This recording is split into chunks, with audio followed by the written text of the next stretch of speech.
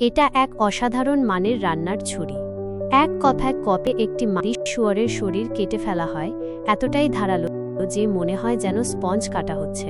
ছুরির ডগায় একটি ড্রাগনের মাথা, যা শুয়োরের শরীর থেকে বের হওয়া তেল শুষে নেয়। একটানে ছুরি তুলতেই শুয়োরের মাংস আর হাড় আলাদা হয়ে যায়। বাউশ একজন শীর্ষস্থানীয় রাঁধুনি, যিনি হাতের এক ঘোরাতেই আল্ট্রাম্যান খোদাই করতে পারেন।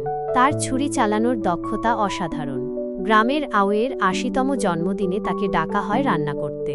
তিনি শুয়োরের মাংস আর সিফুড দিয়ে এক বিশেষ পদ রান্না করেন, কিন্তু তার শিষ্য তার বিরুদ্ধে ষড়যন্ত্র করে লবণের মধ্যে কিছু মিশিয়ে দেয়। ফলে অতিথিরা খাওয়ার মাঝপথেই বিষক্রিয়ায় আক্রান্ত হয়। গ্রামের প্রবীণরা তাকে মাটিতে বসে ক্ষমা চাইতে বলে এবং তাকে গ্রাম থেকে বের করে দেয়। তার ছুরি, ড্রাগনের মাথাওয়ালা ছুরি, তার পর থেকে আর আলো ছড়ায় না, যেন মালিক হারিয়ে ফেলেছে।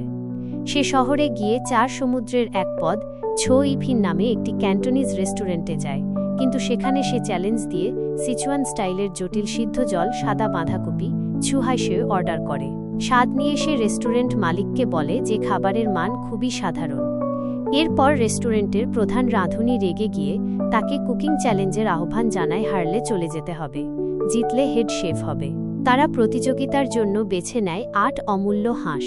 আহা, এটা কঠিন একটি পদ, তাই বাওয়ে তার কুংফু জানা সহকারী আহাওকে সহায়তায় ডাকে। রান্না শেষে রেস্টুরেন্ট মালিক তার বোনকে বিচারক করে।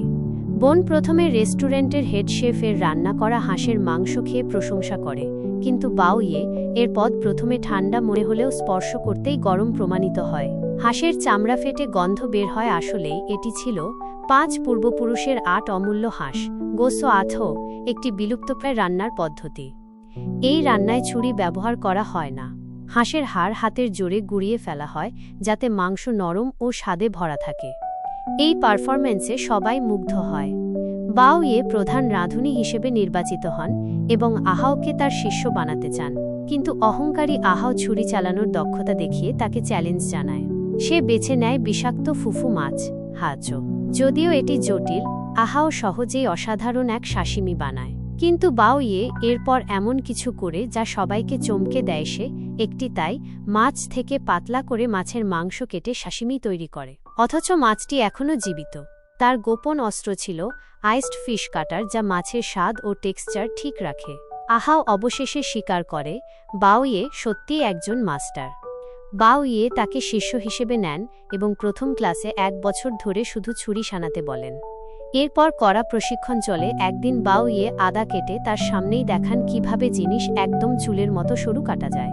আহাও ধীরে ধীরে দক্ষ হয়ে ওঠে।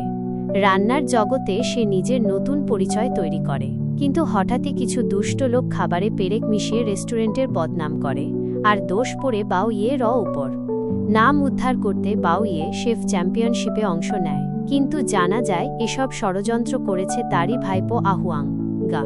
আসলে সেই ড্রাগন ছুরি আগে বাওয়েকে দিয়েছিলেন তাদের গুরু, যেটা নিয়ে তার ছোট ভাই ক্ষুব্ধ হয়ে মারামারি করে এবং দুর্ঘটনায় আহত হয়। আহুয়াং মনে করত তার বাবার এই দুর্ভাগ্যের জন্য দায়ী বাওয়ে। এত কিছুর পরও বাওয়ে তাকে মানুষ করে তোলে, কিন্তু আঘাত ভুলে যায়নি আহুয়াং। সে এখন নিজে এক রেস্টুরেন্টের মালিক এবং বাওয়েকে ধ্বংস করতে চায়।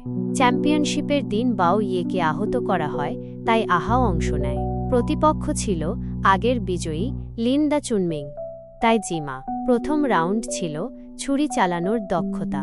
আহাও ৪ সেট ধন ছথাইঝো রান্না করে, যেখানে কোয়েল পাখিকে কবুতরে, কবুতরকে মুরগিতে আর মুরগিকে হাঁসের মধ্যে ঢুকিয়ে এক অভূতপূর্ব পদ তৈরি করা হয়। লিন দা চুনমিং ৩ মাত্রার ষাঁড়ের মাথা সাংওয়ানিউত রান্না করেন, যা একবারে নিখুঁতভাবে কাটতে হয়। উভয়েই ফাইনালে ওঠে। ফাইনাল থিম ছিল স্বাদ কেবল উপাদানে, কোনো মশলা নয়। আহাও তার গুরু বাওয়ে এর স্মরণে আবার বানায় সিদ্ধ জল সাদা বাঁধাকপি হাকের একটি ক্লিয়ার স্যুপ, যা দেখতে জল কিন্তু স্বাদে অতুলনীয়। প্রতিপক্ষ বানায় বুদ্ধ লাফিয়ে দেওয়াল টপকে যান চেলং, এক বিলাসবহুল পদ। সবাই ভাবছিল আহাও হারবে, কিন্তু ঠিক তখনই বাওয়ে এসে তাকে ড্রাগনের ছুরি দেন। সেই মুহূর্তেই আহাও এর আত্মবিশ্বাস ফিরে আসে।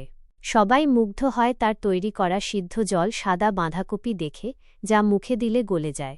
এমনকি লিন দা চুনমিং নিজেই তার টুপি খুলে সম্মান জানায়। বাওয়ে অবশেষে প্রমাণ করেন নিজেকে, আর আহুয়াং তখন বুঝতে পারে আদা পুরনো হলেও ঝাঁঝে বেশি। তার বাবা ঘটনাস্থলে আসে, ভুল বোঝাবুঝির অবসান হয়। শেষে শেখানো হয় রান্না যেমন তেমনি জীবনও। হিংসা নয়, ধৈর্য ধরো, নিজের মূল মনোভাব হারিও না।